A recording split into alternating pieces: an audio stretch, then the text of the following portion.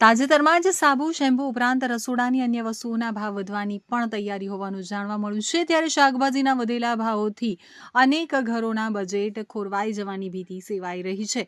Surat એપીએમસીના director માસના અંતમાં દક્ષિણ ગુજરાત ઉપરાંત મહારાષ્ટ્રમાં ભારે વરસાદ થયો હતો અને સુરત એપીએમસી સહિતના બજારોમાં આ સ્થળોએથી શાકભાજીના મુખ્ય પાકો આવે છે, પરંતુ ભારે વરસાદને કારણે ખેતરોમાં પાણી ભરાઈ ગયા હતા, જેને કારણે સમયસર પાક લણી શકાયો નહીં અને પાણીને કારણે પાકમાં પણ ખાસું નુકસાન થયું, જેને પગલે આવક ઘટી રહી છે।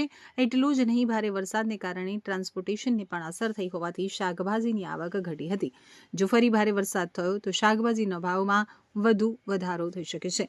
બાબુભાઈ શેખે જણાવ્યું હતું કે છેલ્લા કેટલાક દિવસોથી શાકભાજીના ભાવોમાં ક્રમશઃ પરંતુ સતત વધારો નોંધાઈ રહ્યો છે।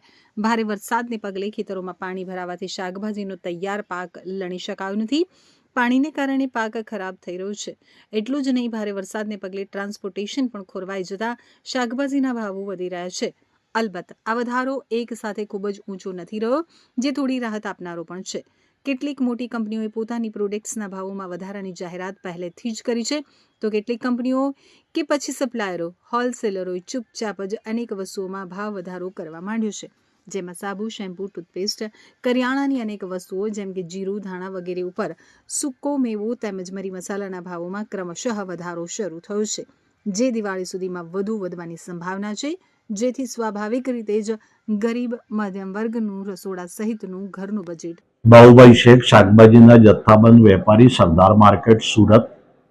આ વર્ષે જે રીતની વરસાદની પેટર્ન થઈ છે, કારણ કે મોડો પરંતુ ઘણી ધમાકેદાર એની એન્ટ્રી થઈ છે।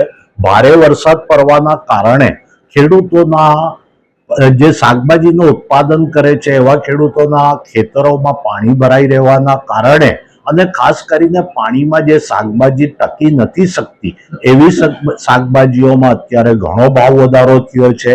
એમાં ખાસ કરીને તુવેર સિંગ, ચોળી, ટિંડોળા, લીંબુ, ગુવાર આ શાકભાજીઓ વરસાદના પાણીમાં ન ટકી શકે એટલે ખેડૂતોને પણ મોટો નુકસાન થયો છે। સાથે સાથે અમારી માર્કેટમાં પણ આવકમાં ઘટાડો થયો છે।